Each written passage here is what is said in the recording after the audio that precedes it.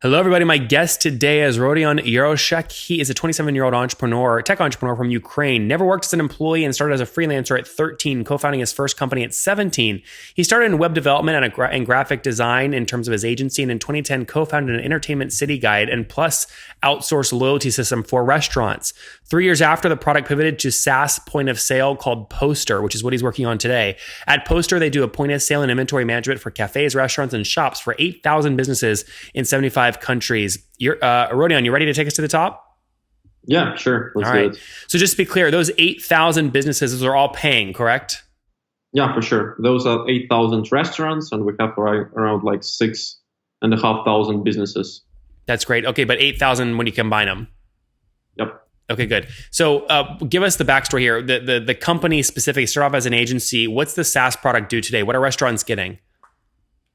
Restaurants getting a point of sale. It's like an application for iPad, Android, or Windows device where you can process your sale, make payment transaction, and so on. And afterwards, all this data is synced to cloud. It's where a business owner can see their detailed stats, do inventory management, finances, and stuff like that. And what do they pay on average per month for this per location? Like the average check would be around $45. Okay, $45 a month. Yep. And you launched this in what year? Put this on a timeline for us. We just celebrated 5 years. It was in 2013. Oh, wow. Okay, so 2013. And you've scaled, you said, to 8,000 locations today, right?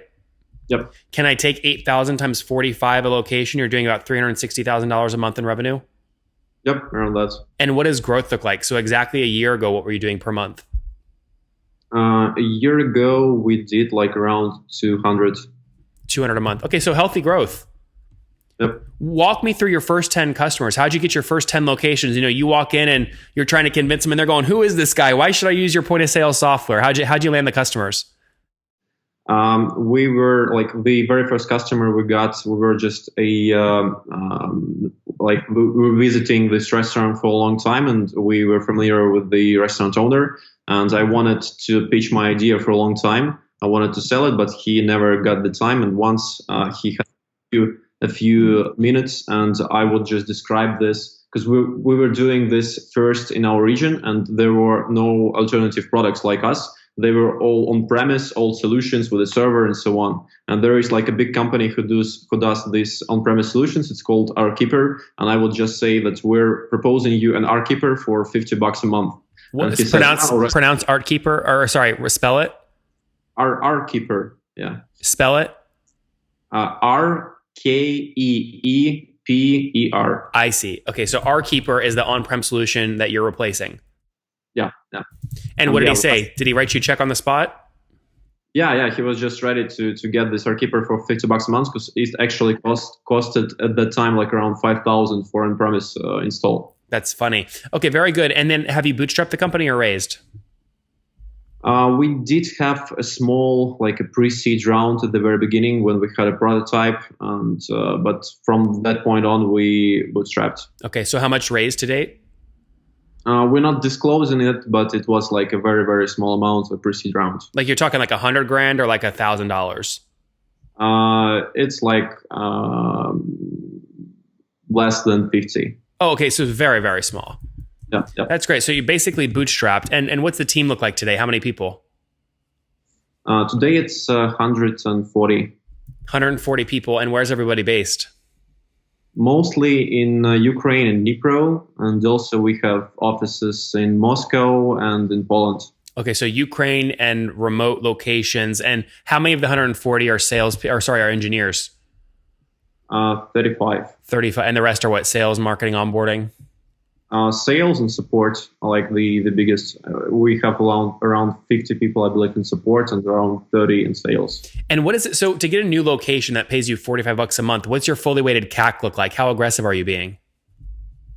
It's actually rather low for our current markets like Ukraine and Russia. It's around $60, $65. So you get paid back in 2 months? Yep. And where are most of these locations right now? Are they in Ukraine and Russia or in the United States? No, we don't currently have a lot of traction in the States. Like Russia and Ukraine combined is around 80%. And then we have some Russian-speaking countries, then Poland, and then Latin America and Asia. Okay, now you're based in Redwood City, right? No, this is like where our legal entity is based. I see. Where are you sitting right now? In Dnipro, Ukraine. Ah, very good. Okay, interesting. So, why'd you set up the legal entity in Redwood? Is it just help with kind of validation? It helps to establish international connections and contracts, and it's like a much better place to store your intellectual property than to do it in Ukraine. Very interesting. Is kind of the political environment over there affecting your business at all? I think, if you look at this at a point of view, from a point of view of a person who doesn't live in Ukraine, from a foreigner, it affects, but it's something that we're used to for a long period of time. So I don't think that we mentioned that much. Yeah, you're used to it. Okay, let's talk about some of the economics around the restaurant business. So churn is obviously critical in a SaaS company. What does your churn look like today? It's less than 4% monthly. I believe like 3 and 8 we did last year. Okay, that's logo churn per month? Yep. And are you expanding accounts at all year over year, or no? You don't have things to upsell yet? We do that, but that's like I don't track that in the moment, so the percentage of upsales. But just to understand, for example, we grew 75% in customers in last year and 86 in revenue. So we did like a bit of upselling, but that's not a big figures. Yep. And in terms of how aggressive you're being with your current cash, I assume you guys are profitable, right? Yeah, we're profitable, and we're trying to burn as much possible to grow faster. Yeah. So I mean, when you say profitable, are you talking 10% EBITDA or 30%? How profitable? Yeah, last year we did 10%. A year before we did 20, and I just made it clear to the management that we should burn more aggressively to get lower profits, but grow faster. Yeah, so you're currently at a run rate of about $4.3 million. Obviously, if you take 10% EBITDA, you'll take $430,000 in cash to the bottom line, and you're saying make that lower, invest it. Yep. Do you know where you'd invest it? Is that the problem? You don't know where to invest it to drive growth?